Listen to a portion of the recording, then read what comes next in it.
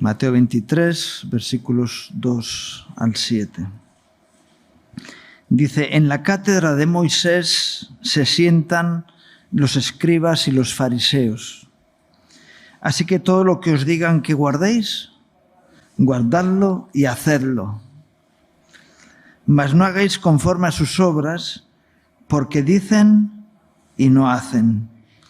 Porque atan cargas pesadas y difíciles de llevar y las ponen sobre los hombros de los hombres, pero ellos ni con un dedo quieren moverlas.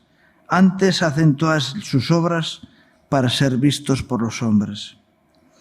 Pues ensanchan sus filactelias y extienden los flecos de sus mantos, llaman los primeros asientos en las cenas y las primeras sillas en la sinagoga, y las salutaciones en las plazas, y que los hombres los llamen Rabí, Rabí. Damos gracias a Dios por los que se sientan en la cátedra de Moisés, pero aquí dice, mira, el Evangelio no es una cuestión de palabras. Hay otro texto que dice que es poder de Dios. El Evangelio debe de ser hechos que manifiestan el amor, ¿verdad? Porque el mundo está cansado de palabrería. Amén. Y la Iglesia también, ¿o no? Lo importante no es lo que se habla, sino lo que se hace. Y eso es lo que Jesús les dijo a sus discípulos. Mira, dicen, pero no hacen. Y lo que os digan que hagáis, hacerlo. Porque al final es lo que uno hace lo que vale, no lo que uno dice. Es verdad que no es por obras que uno se salva, pero las obras manifiestan la realidad del corazón. Porque cuando tú ves a alguien en una situación de dificultad, si no te mueves es que te importa poco.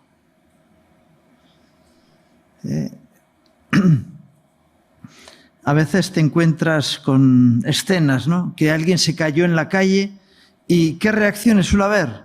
Unos se ríen. ¡Ja, ja, ja! Fíjate cómo se ha caído. ¡Qué vergüenza! Otros pasan de largo. Pero qué bueno que haya alguien que vaya y ayude a la persona que se cayó, ¿verdad? ¿Te pasó algo? ¿Te puedo ayudar de alguna manera? Eso da a entender que alguien se preocupa por los demás, ¿verdad? Cuando hay personas que dicen que quieren hacer. No, a mí me gustaría hacer algo. Yo estaba pensando antes, hay personas que quieren ser útiles a la iglesia. Dice, es que no me dejan hacer. Dice, tú lo que quieres hacer aquí para que te vean aquí, que eres guay, eres tremendo. No habrá nada que hacer, ¿verdad? Habrá tantas cosas que hacer. El mundo necesita personas que hacen, no que opinan. Yo no sé si te ha ocurrido alguna vez que estás haciendo algo y te viene alguien y te dice cómo se hacen las cosas mejor que lo que haces tú. ¿No se te ha pasado? Yo cuando alguien me hace eso, lo primero que viene a mi mente es decirme a otro arquitecto, otro ingeniero. Pero necesitamos albañiles, ¿verdad? Bueno, ya hubo uno que ideó las cosas. La Biblia dice que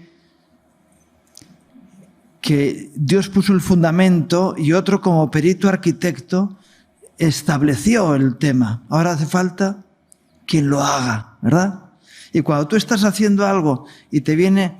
Yo recuerdo en mi ciudad hicieron un parking subterráneo y todos los jubilados estaban allí en la valla viendo cómo trabajaban los albañiles, lo cual es muy incómodo, que te estén mirando cómo haces tú las cosas. Pero hubo un tiempo que solían decir, mira, esto es España. Uno trabajando y 5 mirando. Y a veces en la iglesia pasa lo mismo. Bueno, ahora, uno hablando, bueno, y los demás escuchando de forma activa, fenomenal. Pero cuando entramos en un sistema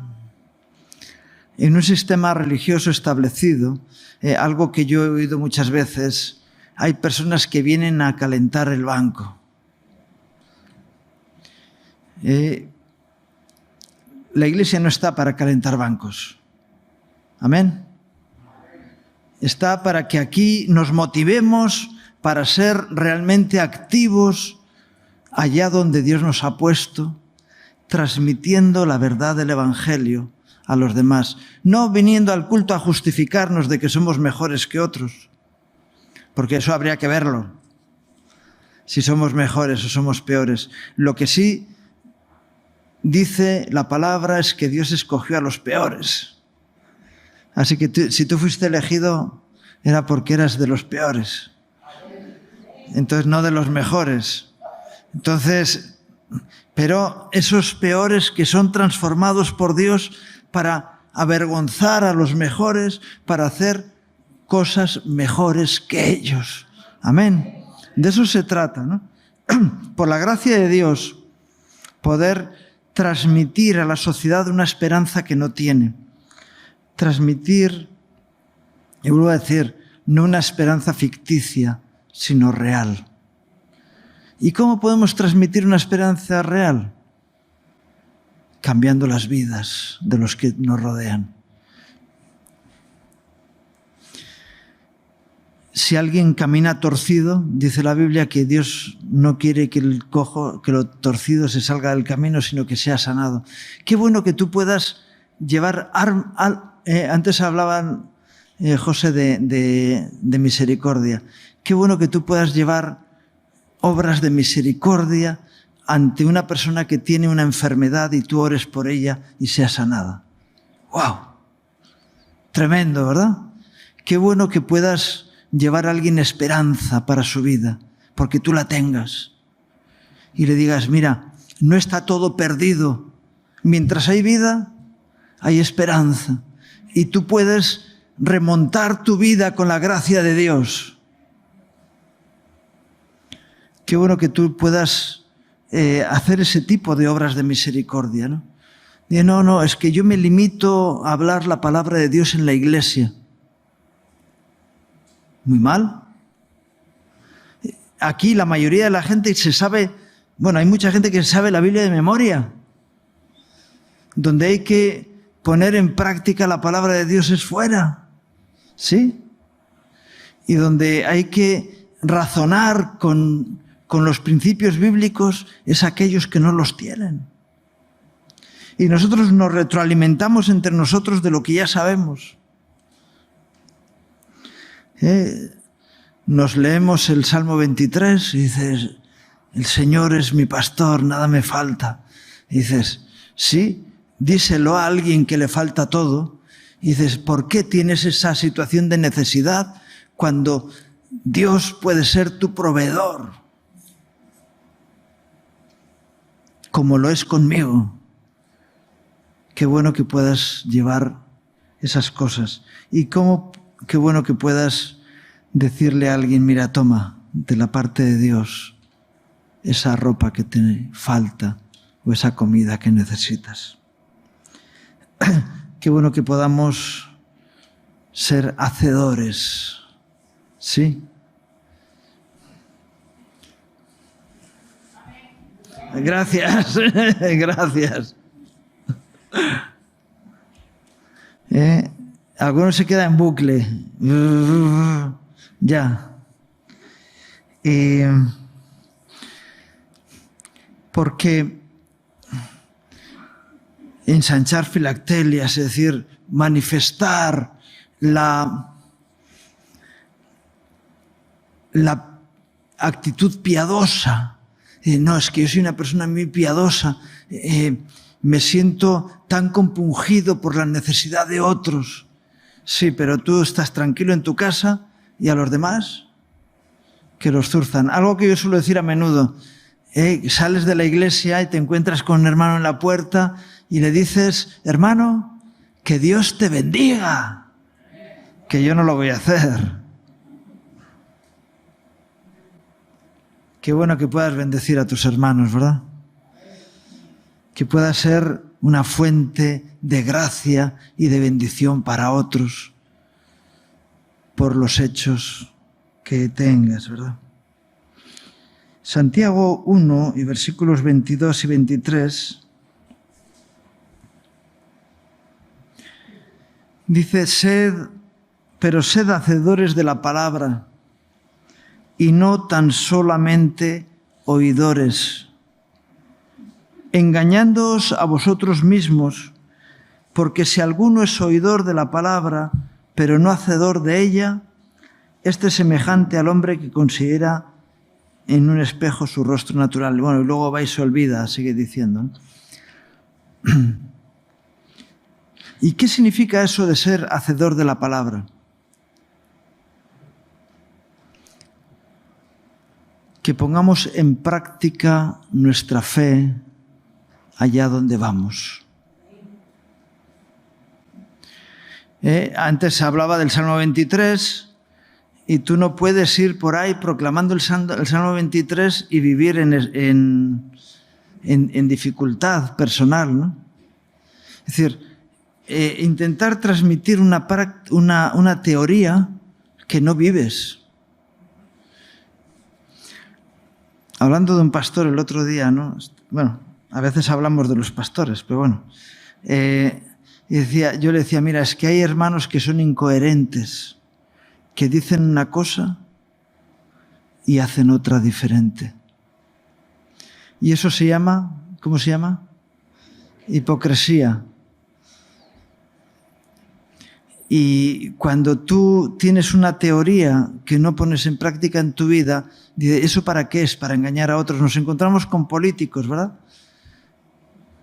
Que dicen a los demás que hagan las cosas y luego ellos tienen otra realidad diferente. Que intentan aprovecharse de la situación y robar todo lo que pueden mientras les dejan.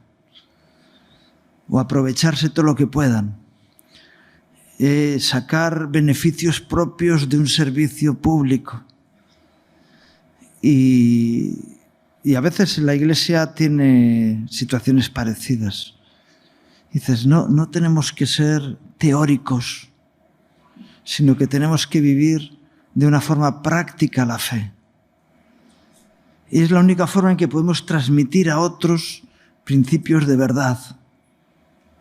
Yo recuerdo alguien que estaba entusiasmado porque había sido lleno del poder del Espíritu Santo y hablaba en lenguas y podía orar por los enfermos y se sanaban.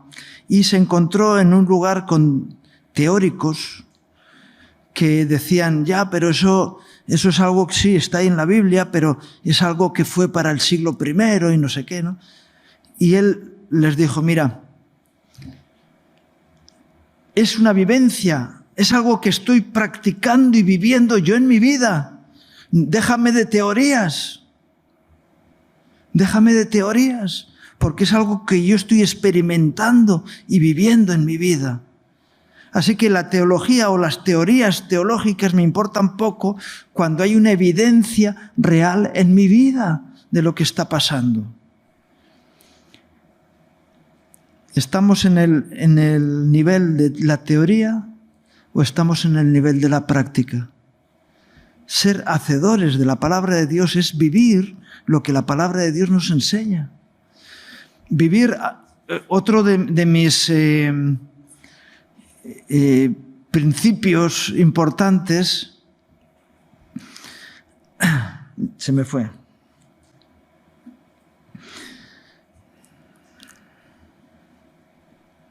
Se me fue, lo siento, ahí me quedo. Pero ser hacedores de la palabra significa que aquello que realmente creemos ya volvió. Gracias, Señor, y gracias los hermanos que oraron por ello.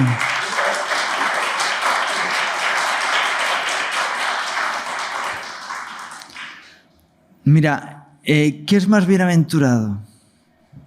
¿Dar o recibir? Yo digo, ¿quién se lo cree? Y a veces hay alguno que dice, amén, yo me lo creo. Digo, pues, ¿y qué pasa? Que no eres egoísta, que no quieres ser bendecido, ¿no? Porque nos ponemos más contentos cuando alguien nos regala algo que cuando tenemos que compartir lo que tenemos con otros.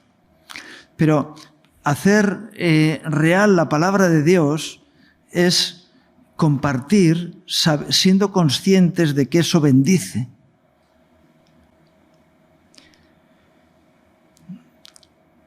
Porque la palabra de Dios es verdad.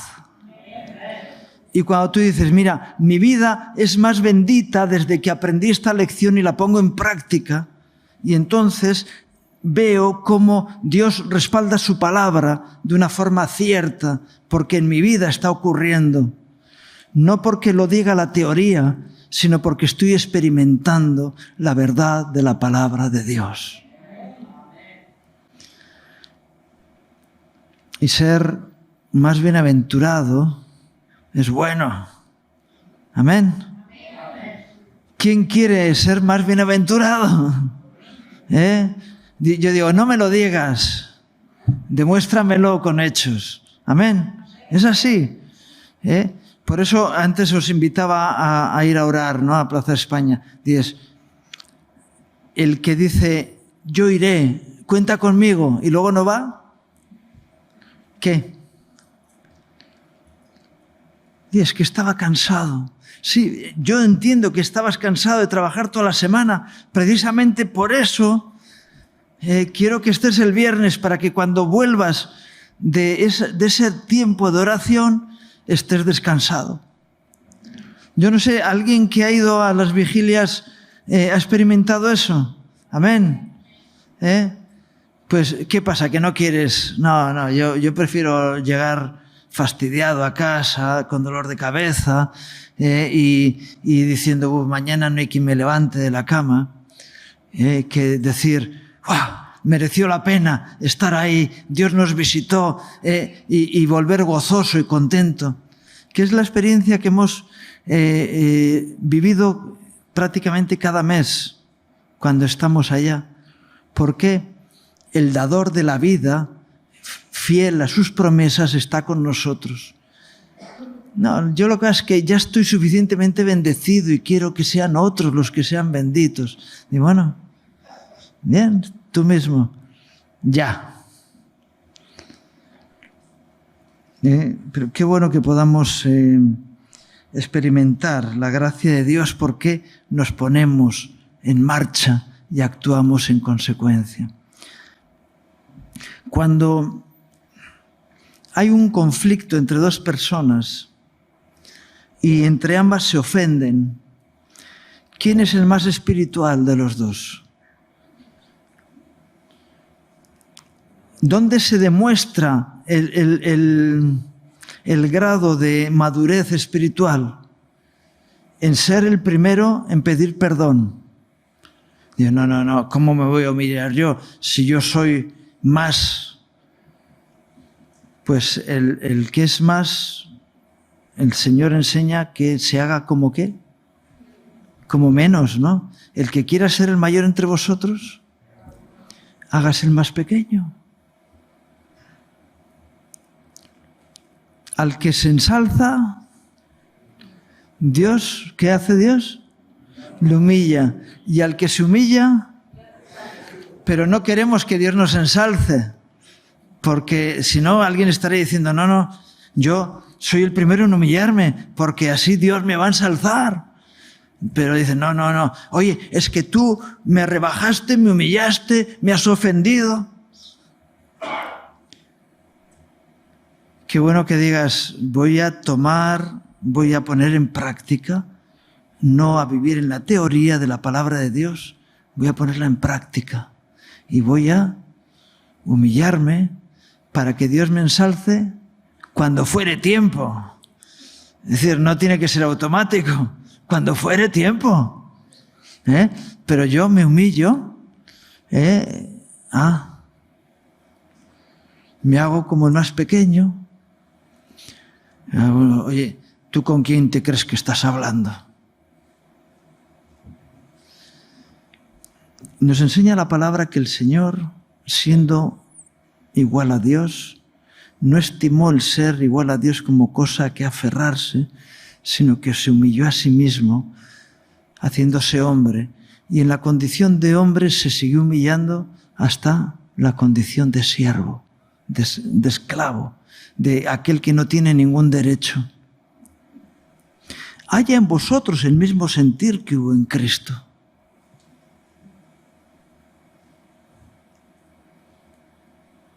Hacedores de la palabra de Dios. No tan solo oidores, sino... no, mira, yo soy un cristiano practicante. Así, ¿qué es lo que practicas? Practico la alabanza, practico la danza, practico la asistencia a los cultos.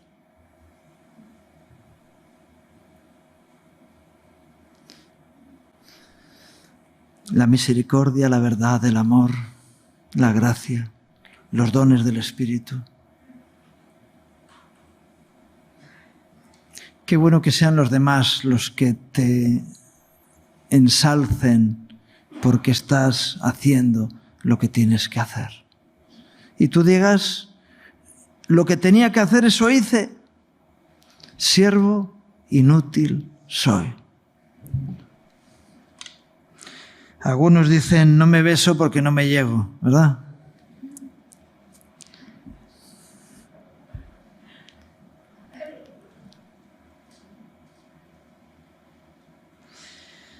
Colosenses 3, 1, Colosenses 3, 17.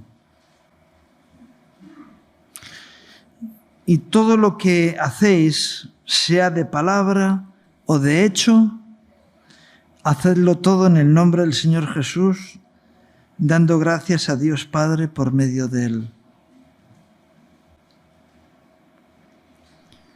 Haced las cosas en el nombre del Señor, como embajadores de Cristo.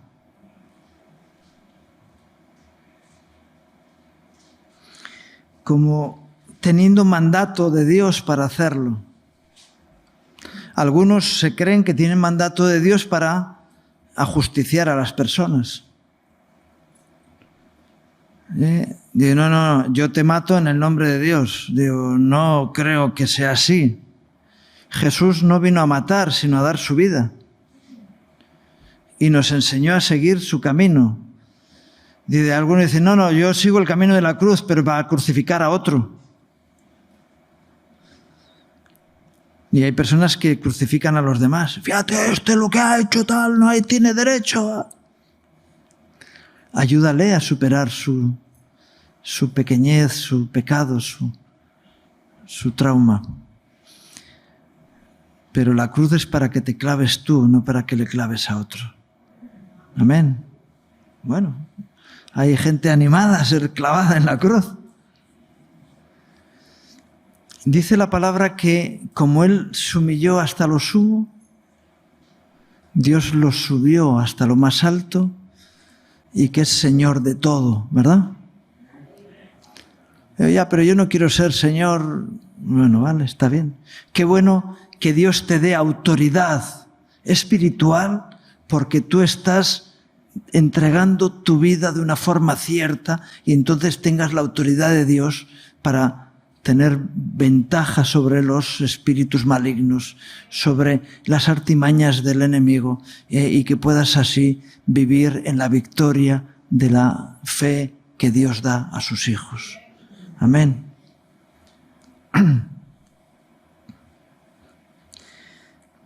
Y a veces ensalzamos a hermanos que están teniendo gracia y victoria, en lugar de decir, yo quiero vivir en la gracia y en la victoria que Dios está trayendo a sus hijos.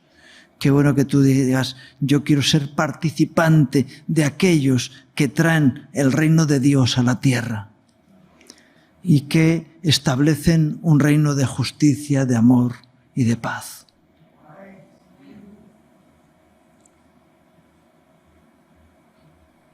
Cuando en Lucas 7, 20 al 22, cuando Juan envía a sus discípulos para preguntarle a Jesús si era el Cristo. Cuando pues los hombres vinieron a él, dijeron: Juan el Bautista nos ha enviado a ti para preguntarte, ¿eres tú el que había de venir o esperaremos a otro? En esa misma hora sanó a muchos de enfermedades y plagas y de espíritus malos, y a muchos ciegos les dio la vista. Y respondiendo Jesús les dijo: Id, haced saber a Juan lo que habéis visto y oído. Los ciegos ven, los cojos andan, los leprosos son limpiados, los sordos oyen, los muertos son resucitados, y a los pobres es anunciado el Evangelio. Por cierto, el viernes estábamos en una reunión y un hermano nos dio profecía para España de que aquí va a haber una manifestación del Espíritu donde los muertos sean resucitados. No, gloria a Dios no. Dices, ¿tú crees que tú puedes ser un instrumento de Dios para eso? Pues ala, vete a levantar muertos. Claro, es que el gloria a Dios es muy bonito. Y dice, qué bien hemos estado, qué bonito, qué promesa. No, lo que Dios quiere es que esas promesas se materialicen de una forma real, porque lo demás estamos viendo una nube ilusoria. Pero el Evangelio no es ilusión, sino que es poder de Dios para transformación. Poder de Dios para todo aquel que cree.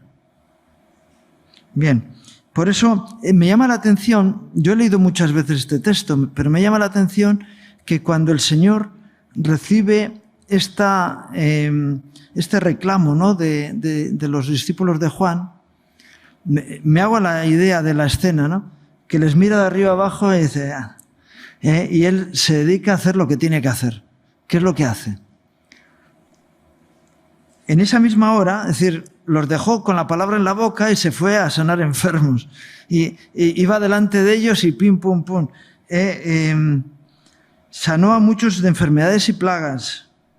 Y había un endemoniado y lo libera. Y había... Y luego les dice, por cierto, la pregunta que me habéis hecho. Yo os he estado respondiendo de una forma práctica a la pregunta que me habéis hecho. Oye, ¿tú en qué crees? Hala, ven conmigo. Te voy a demostrar en lo que creo. Convive conmigo un rato y vas a ir viendo lo que hago. No.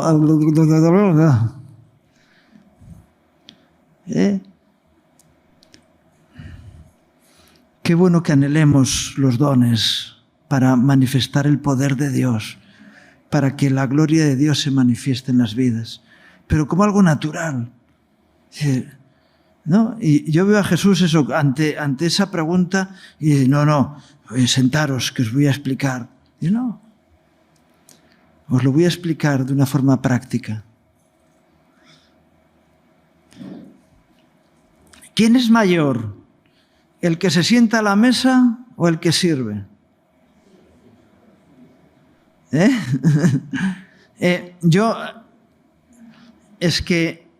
ayer les decía a unos hermanos, Jesús era camarero, ¿no? Es lo que dice la palabra, que él no se sentaba a la mesa, sino que servía. Entonces, ¿quién es el que sirve a las mesas? El camarero, ¿no? Digo yo, no sé. Entonces, ¿quién es mayor? No, es mayor el que se sienta a las mesas. Pues yo estoy entre vosotros como el que sirve. Dice, ¿qué es lo que tú crees? Lo demuestras con hechos reales en tu vida, no con palabrería. Qué importante es que puedan decir los demás de ti, no lo que dices, sino lo que haces. Amén. ¿Cómo demuestras tu fe? Santiago decía, ¿hay alguno aquí que tiene fe? Y yo, no me respondas con palabras. Dice, muestre su fe en sabia mansedumbre, es decir, manifieste los hechos fehacientes de esa fe que tiene.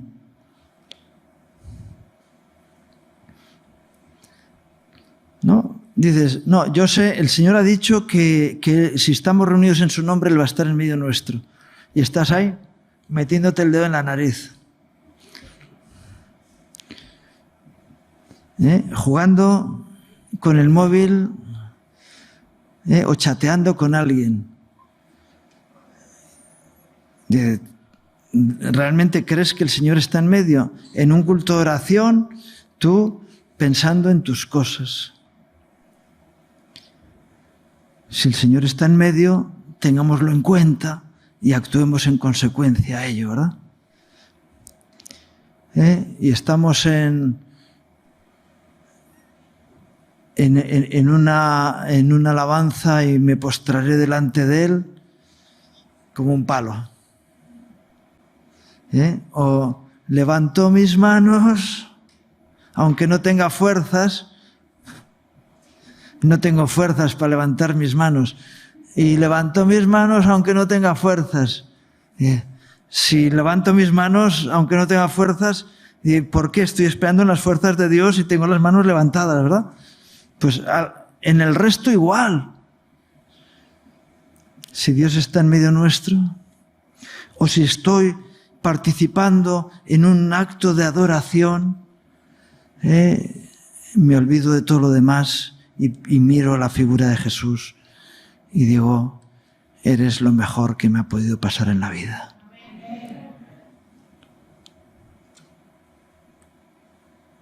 Hacedores de la palabra de Dios, ¿verdad? Santiago 2, 14 al 22.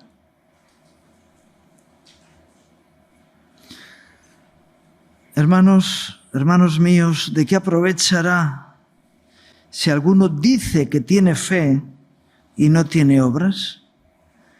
¿Podrá la fe salvarle? Y si un hermano o una hermana están desnudos, lo que decía yo antes, Dios te bendiga, y tienen necesidad del mantenimiento de cada día, y alguno de vosotros le dice, id en paz, calentaos y saciaos, pero no les dé las cosas que son necesarias para el cuerpo, ¿de qué aprovechará? ¿O de qué aprovecha? Así también la fe, si no tiene obras, es muerta en sí misma. Pero alguno dirá, tú tienes fe y yo tengo obras. Muéstrame tu fe sin tus obras y yo te mostraré mi fe por mis obras. ¿Tú crees que Dios es uno? Bien haces. También los demonios creen y tiemblan. Mas ¿quieres saber, hombre vano, que la fe sin obras es muerta?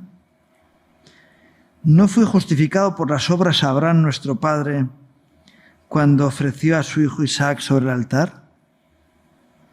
¿No ves que la fe actuó juntamente con sus obras y que la fe se perfeccionó por sus obras? Y sigue dando argumentos el texto. Pero dice, bueno, vamos a ver. Tú dices que crees en Dios. Sí, claro. Y que Él es tu redentor, tu protector. Y cuando tienes cualquier problema, fíjate, alguien, no, nadie me ayuda, estoy solo, nadie me ayuda. Tú eres un hijo de Dios, eres un creyente y dices eso. Puede ser real en tu vida, pero entonces es que no tienes fe. Porque si tienes fe dirás, yo nunca estoy solo. ¿De dónde me viene el socorro? El socorro me viene del Señor que hizo el cielo y la tierra. Dice, no, es que yo necesito que me ayuden las personas.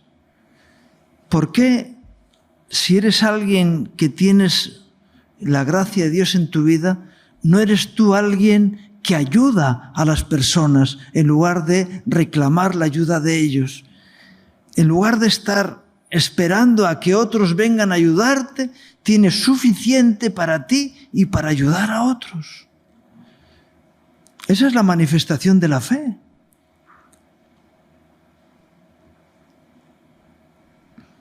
Antes hablaba del que tiene un conflicto con alguien y es capaz de perdonar.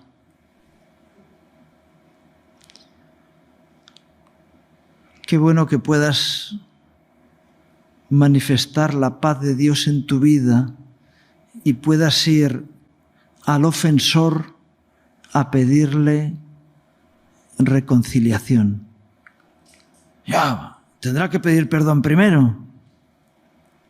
¿Qué es lo que hizo Jesús con nosotros? Siendo sus enemigos, Él vino y buscó el camino de reconciliación para aquellos que le habían ofendido a Él. ¿Sí? Hagamos lo mismo. Hagamos lo mismo.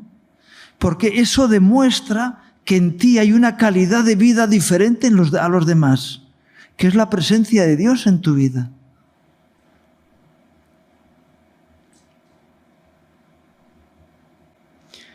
Si alguno te pide la capa, no, ¿cómo es? La capa o la túnica, no, dices, no le niegues tampoco la capa. Es decir, te pide la túnica y le dices, mira, la túnica y la capa. ¿Por qué? Porque la gracia de Dios en mí sobreabunda y puedo dar más allá de lo que se me pide. Estuvimos haciendo un estudio sobre la segunda milla con un grupo. Y la bendición de Dios está en la segunda milla donde no hay atascos. Nadie quiere estar allí. Entonces tienes camino libre. Devolver bien por mal está reservado a aquellos que viven en la gracia de Dios. Y qué bueno que tú seas de esos que están más allá de la ofensa y que pueden devolver bien a los que les dieron mal.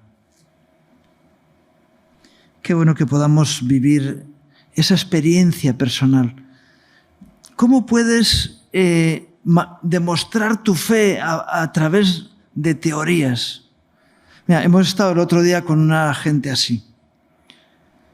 Te entra un dolor de cabeza porque dice, ya, es que tú, fíjate, tal, no sé qué, lo otro.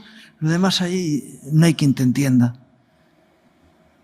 Pero cuando tú actúas, la gente te ve y puede entender cuál es tu fe. A lo mejor no la comparte y pueden estar diciendo, ¿cómo me gustaría tener la fe que tú tienes? Porque veo en ti hechos que yo no soy capaz de hacer. Veo en ti actitudes que yo no puedo tener, que quisiera tener y no puedo. Porque la gracia de Dios está en tu vida. Y ese es el mayor o la más poderosa manera de evangelizar a los demás. Las teorías para los teóricos y las prácticas para nosotros, ¿verdad? Amén.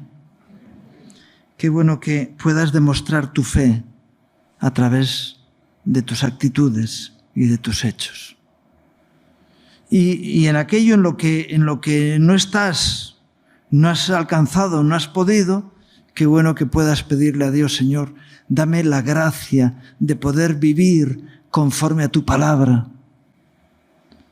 Porque no la has puesto para que nos sintamos frustrados, sino para que podamos vivir a través de ella. Para que podamos demostrar nuestra fe por medio de hechos. ¿Y sabes lo que dice en Gálatas? Que contra tales cosas no hay ley. No me expliques lo que eres capaz de hacer. Hazlo. Yo en 4 días te arreglo te pinto la casa y tal, no sé qué. Dices, vale. Luego dices, ¿te pintaron la tuya? La mía no. Alguien quedó contigo y luego dices, mira, quedó en venir a visitarme. ¿Fue a tu casa a visitarte? A la mía no vino. No, mira, no solamente se comprometió, sino que lo hizo. Qué bueno que sea así, ¿verdad? Termino con Eclesiastés 5, versículos 4 al 6. Yo a veces los llamados donde se levanta toda la gente y luego nadie hace lo que se dijo, dices, ¿para qué? No, ¿para qué se hizo el llamado? No. El llamado se hizo quizá de una forma cierta, pero ¿para qué se levanta el que no está dispuesto? Dice, cuando a Dios haces promesa, no tardes en cumplirla, porque Él no se complace en los insensatos. Cumple lo que prometes. Mejor es que no prometas, y no que prometas y no cumplas. No dejes que tu boca te haga pecar, ni digas delante del ángel que fue ignorancia. ¿Por qué harás que Dios se enoje a causa de tu voz y que destruya la obra de tus manos? Pero bueno, no solamente Dios.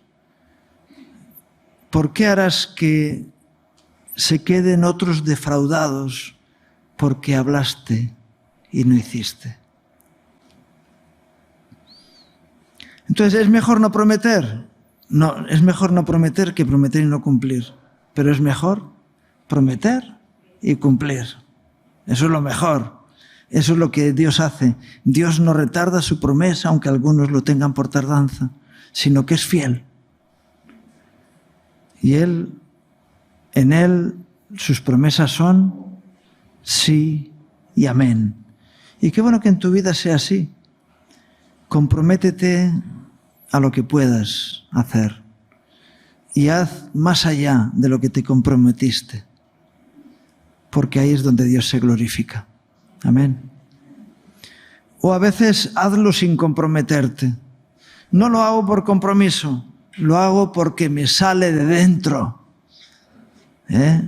No por obligación, sino porque reacciono a la necesidad que he visto alrededor mío. Qué bueno que sea así y que puedas decir, mis obras me acompañan en lo que hago, en donde estoy. Y alguien me decía esta mañana, mira, yo llegué a un sitio y les dije lo que procuraba hacer y de hecho me dice, iba a estar 3 meses y estuve 3 años. Pero al final hubo un hermano que me dijo, cuando tú llegaste, levantaste expectativas, pero ahora, después de este tiempo, tienes una solvencia porque hay un crédito en ti, porque no solamente hiciste lo que dijiste que ibas a hacer, sino que fuiste más allá. Eso es lo que nos da prestigio, ¿verdad? Lo que da prestigio al Evangelio. Pocas palabras y muchos hechos. Amén. Yo es que hoy me niego a hacer un llamado, pero si el Señor te está haciendo un llamado, si el Señor te está haciendo un llamado a ser práctico, yo te pido, si el Señor te está haciendo un llamado a ser práctico, yo te invito a que te pongas de pie en testimonio de lo que el Señor está llamando a tu corazón. Si hay alguien así, si Dios te está diciendo a vivir una praxis, si Dios está diciéndote que tienes que dejarte de teorías y empezar a ser práctico, yo te invito a que te pongas de pie en testimonio de ello. Gloria al Señor.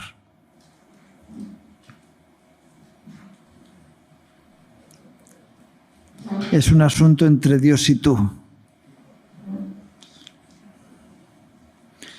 No te levantes porque se levantó tu vecino. Señor bendito, y queremos responder a tu llamado personal. Danos gracia para no quedarnos en teorías. Señor, sabemos que ahí fuera vamos a tener la prueba. Menos lengua y más manos. Queremos ser prácticos. Danos la gracia para poder no desprestigiar, Señor, tu evangelio, sino honrarlo con nuestras vidas. Te lo pido en el nombre de Jesús. Amén. Que Dios os bendiga.